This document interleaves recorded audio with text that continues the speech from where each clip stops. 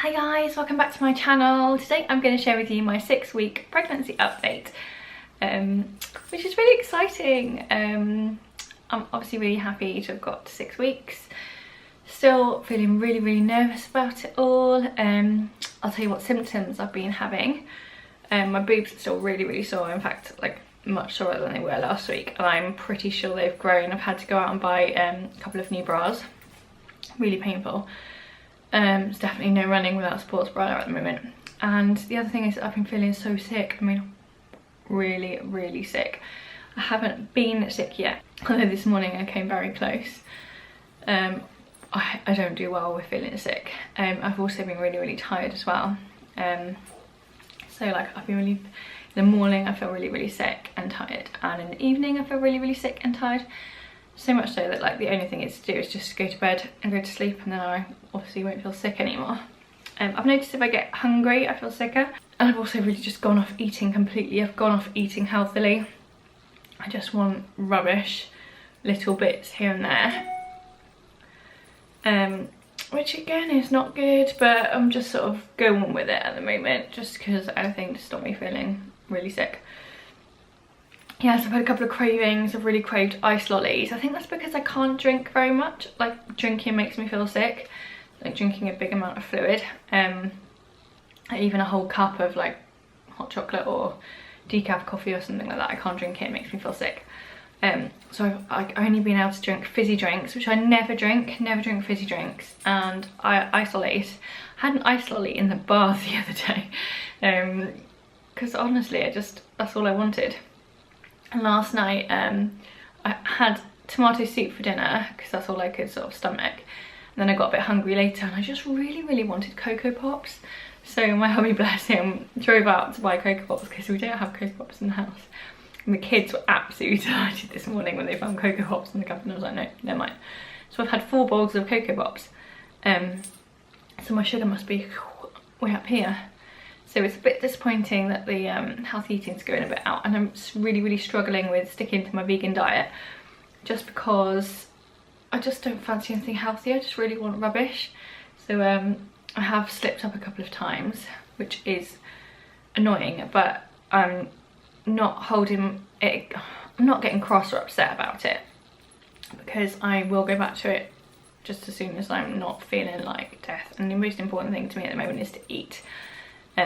For like my sake and for the baby. So yeah, a couple of slip ups here and there aren't a big deal to me at the moment. So what else? I've been really feeling like a bit worried that everything's going okay, sort of symptom checking. I know I'm feeling sick, so that's a good sign, but on the pregnancy I lost the baby, I felt sick, really sick. I felt the sickest for that pregnancy. So it doesn't give me too much reassurance. Like I said, like one of my symptoms is sort of stomach cramps, and that's easing off, which could be really normal because, you know, this is like my 5th pregnancy. My body has stretched, so it could be really normal. It's just everything stresses you out when you're worried about stuff. So I've been looking at getting an early pregnancy scan, which I could go from next week really. I want to wait to 8 weeks because I think once you've seen the baby at 8 weeks, it's a lot, your chances of miscarriage are a lot lower. So I'm going to wait to 8 weeks, and there's a place that does them privately near us. They only charge £50, and it makes me really nervous because the only private scan I had before was for the pregnancy that I lost. So I feel like, am I jinxing it if I do it? I don't know, all these thoughts are running through my mind, but that's where my head is at the moment. I'm going to go for the private scan then. Just because otherwise it's still another 4 weeks to wait, which is a long time. I've also been researching genetic testing. Why? Honestly, why? I'm not the type of person that believes in genetic testing. I think I'm a Christian, and what will be kind of thing, and I don't have any problem with anyone else doing it, but I kind of like, for me, I'd be doing it just to know, and I don't know if it would make too much difference to what I would do. Obviously if it was something like fatal, then that's different. And I also think there's so many other things that could go wrong. There could be like developmental defects, all things like that aren't picked up in these tests. So I think, you know, what's the point? Anyway, I've been researching that for some reason as well. I'm just really worried about like telling people. I'd really like to wait until I'm 20 weeks to tell people. I'm not going to be able to hide it that long. I think I might be able to hide it from a lot of people because I'll be 20 weeks sort of in September, so like from about 12 weeks onwards will be over the summer, where I won't see that many people from school or anything like that, so I could get away with it. We'll see, but that's all the stuff that's swimming around in my brain at the moment. I don't know, I think these are just all the things that happen and you think about after you've lost a baby. It just spoils every pregnancy experience from then on. Even though I've had 2 healthy pregnancies since, it just dominates the whole of my thinking. Cannot like think that anything good is going to happen until I've seen a scan or anything like that. But there we are. I thought I would share with you though what vitamins I've been taking. So obviously I've been taking my folic acid.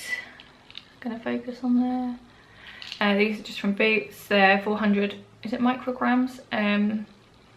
Just one a day. They're really important in the first few months. I was already taking Pregnacare trying to conceive vitamins, so I was already they've got folic acid in them as well, so before I conceived I was already taking those. But now I've got this little pill pot like a granny, and it's just got separated out all the pills I take each day.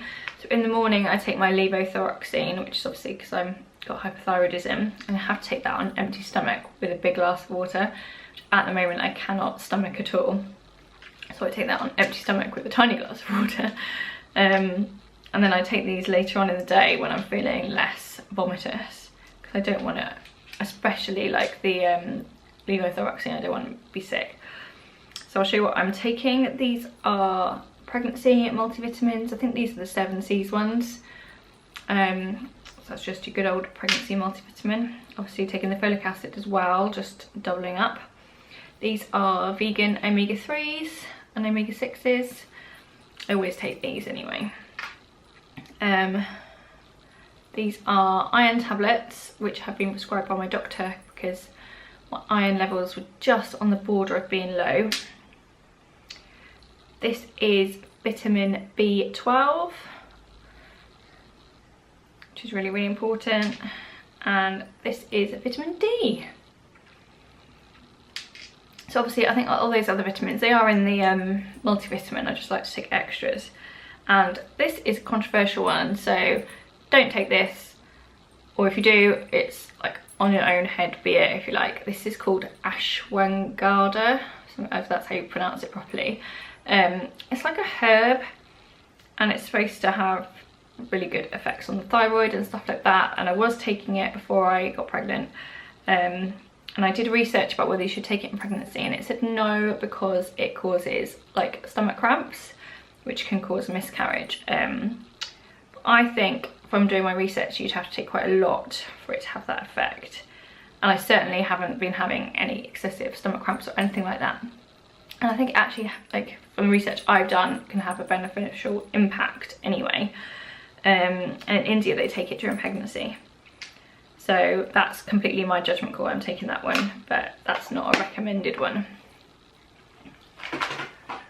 So if you want to take that, do your own research basically. But I have, when I was taking it before I got pregnant, I was feeling like much more energized as a result of taking it, so I'm just carrying on.